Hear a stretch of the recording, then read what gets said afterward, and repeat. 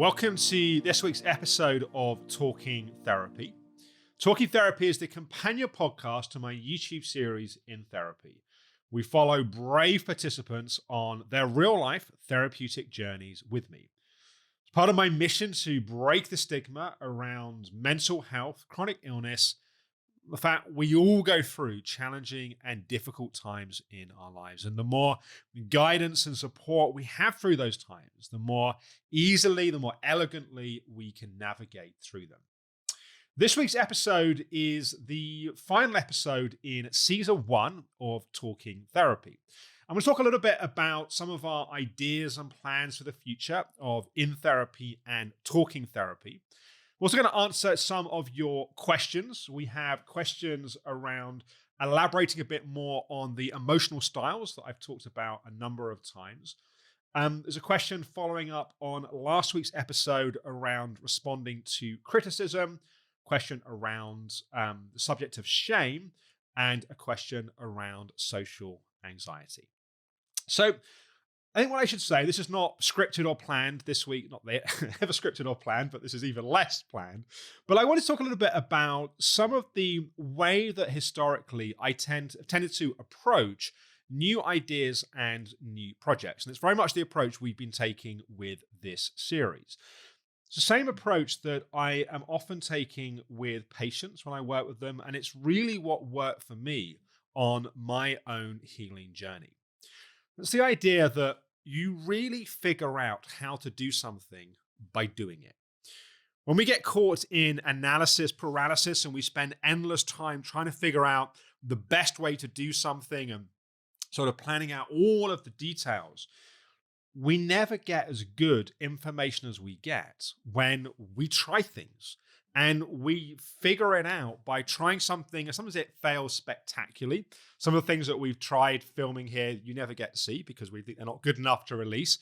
Other times we release things and we're sort of on the fence. We're like, does that work? Does it not work?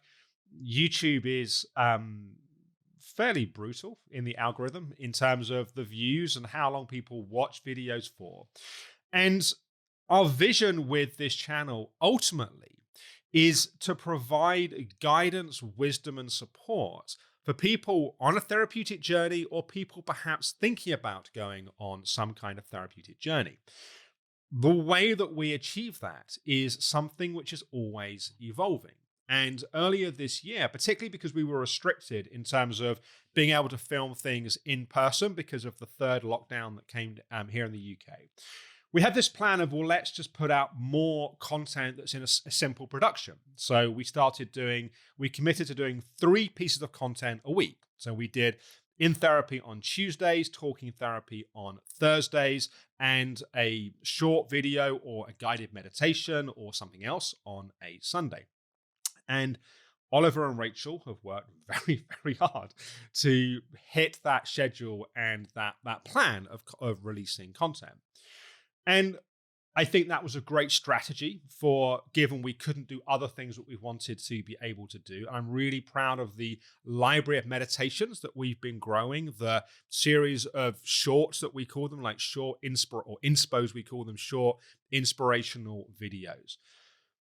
But what we've really been feeling and thinking over the last week or two is, as a team, we've really been reflecting on this, is we feel the thing that we're doing, which is the most groundbreaking, the thing that we feel most excited about, is the filmed therapy sessions, is In Therapy. Because there's something about really following people on that therapeutic journey, which gives an insight that hopefully moves people emotionally. And there's just something about that feels very different to anything else that's really out there. So our plan over this kind of next chapter is we're really going to double down on growing the In Therapy side of what we're doing. So you may see us putting out a bit less content. We're going to move Talking Therapy to every other week. We've hit almost every week for the last however many months we've been doing it. There's a couple of weeks I think that we missed. And Talking Therapy is going to change a little bit. It's going to become very much sort of like the second half that you see of the episodes. It's going to become a Q&A session to answer your questions specifically that come out of the In Therapy episodes. We're going to become a bit more prescriptive in the in therapy episodes of setting homework for you to be able to follow along with what's happening. We're super excited about, we've just started this week filming again in the studio, and we're excited about doing more in-person sessions. We've just put out an invite, a call to action to anyone that wants to apply to become part of these filmed sessions.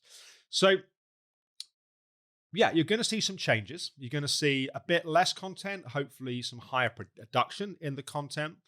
You're going to see us go deeper in the takeaways and the teaching of the in therapy sessions. And we'd love your feedback. We'd love to know what you like about what you see on this channel, what you don't like, what you think we could do better, what you'd like to see more of. And yeah, as I was saying at the start, really, this is the approach that I find is much more helpful, that we learn by doing things. And if you're looking at your own physical, emotional healing journey and you're feeling stuck, perhaps you're feeling a sense of paralysis, if there's so many choices or options, or do I do this? Or what if I do that and I fail or it doesn't work out? And my challenge to you, my invitation to you, is to learn through action. Take steps, move forwards, take some risks.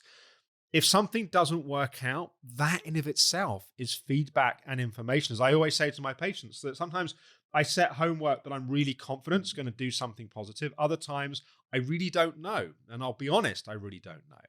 But if it doesn't go the way that we want it to, that is valuable information and valuable feedback. So where can you challenge yourself to take some risks, to move forwards, and to learn through the process of doing?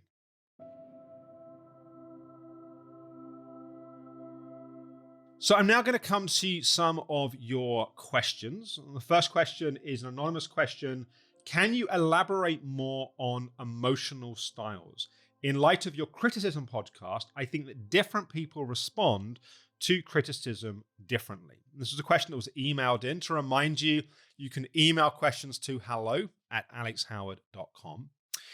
So just to very briefly speak to this, the 6 emotional styles is a much bigger teaching than I can sort of give answering a question in the podcast, but it's basically a model of 6 different ways that we disconnect from ourselves emotionally. They're ways that we learn to not feel our feelings and emotions. You might think, well, why would you want to not feel? Well, often our feelings and emotions are overwhelming. Often if we've experienced small traumas or trauma with a small t as a child, and we didn't get the emotional holding we needed, we had all of these feelings, but we didn't know what to do with them. We had to learn, we had to develop a way of avoiding and not feeling what we feel.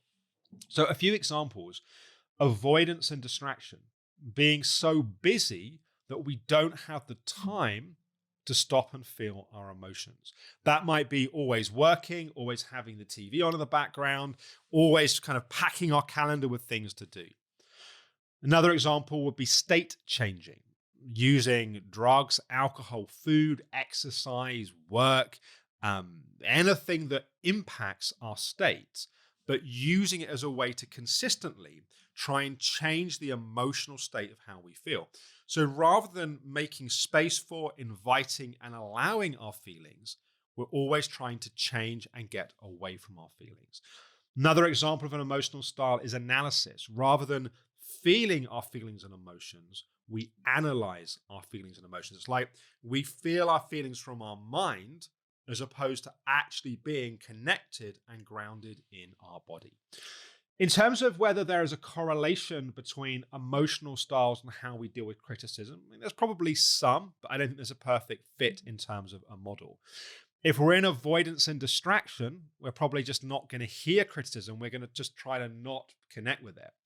State changing, we get criticized. That may be a trigger to take drugs or alcohol, or whatever it is that we use to change state. So my invitation would be, look at how you respond to criticism. When you feel that someone's criticizing, whether it's criticism in a sort of helpful way of giving feedback, or it's like an attack and a judgment, what do you do in response? What's your way of addressing and dealing with the emotions that come up in response to it. Our second question is from Jill, question from YouTube. After the last podcast, I liked the discussion around receiving criticism.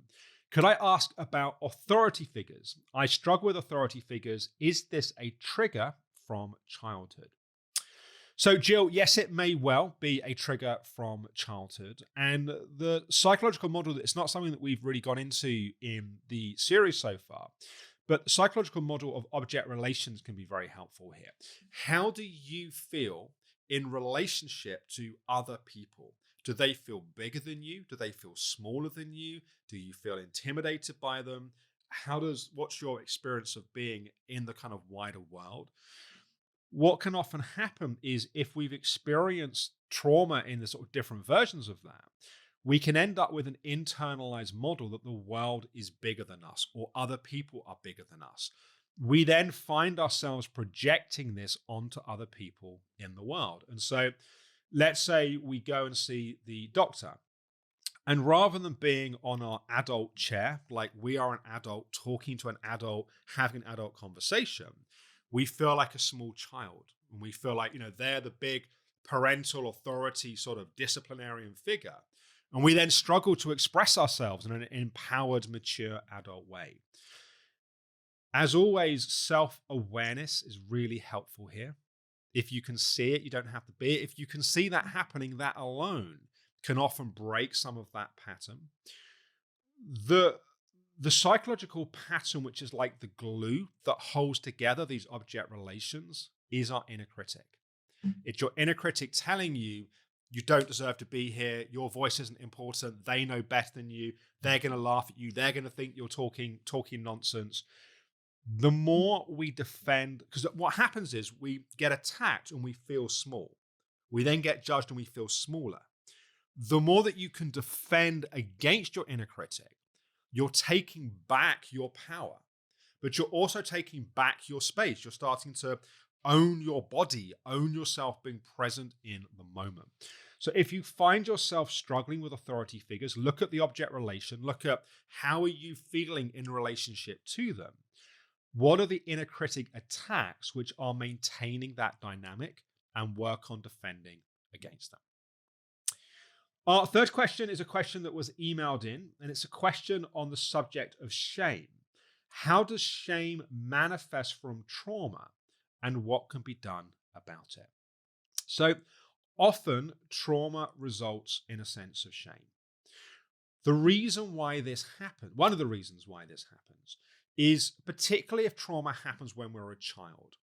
When we're a child, we have an egocentric view of the world. We think and we feel that the world revolves around us. As we get older, we move from being egocentric to ethnocentric. We have a sense of being defined by our ethnicity. I don't necessarily mean race, but our tribe, our community, the people around us. We may then evolve to a world-centric place where we feel more defined by the wider world. In an egocentric place, everything's about us. Therefore, if we experience trauma, if something happens to us, it must be our fault. This is why one of the dynamics you see when parents get separated, often children blame themselves. They blame themselves because they're egocentric, because the world revolves around them.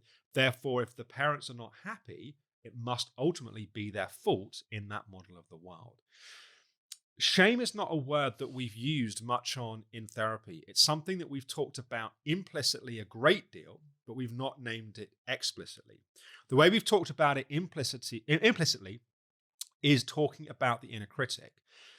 What drives shame, what perpetuates the cycle of shame, is the inner critic. It's that constant voice of judging, attacking ourselves, which then makes us feel shame. And I think it's an important distinction between feeling regret, like feeling sincere regret for something that's happened. When we look back and we think, I genuinely in my heart, I wish that hadn't happened. Having a sense of regret, a sense of remorse, and sitting with that and really mining the lessons from that experience. There's a difference between that, like recognizing a behavior was something we don't feel good about, and character assassinating ourselves on an identity level. Like, we are a bad person. We are a failure as a person. We don't deserve the joys and the riches of life because we are this terrible, bad person. It's when that's happening, once again, it's our inner critic in action, and being able to separate behaviors that we recognize we're not proud of from a character assassination of our worth as a human being because our inner critic is on our case. Bringing awareness to this can be really helpful of breaking the shackles of shame and getting some freedom from it. Understanding the history, like, where does this shame come from? And are we, I talk about a continuum of responsibility. There are some people which blame themselves for everything, and others that never take responsibility. And if we never take responsibility, we're not empowered to change things. Taking more responsibility will empower us more to change things.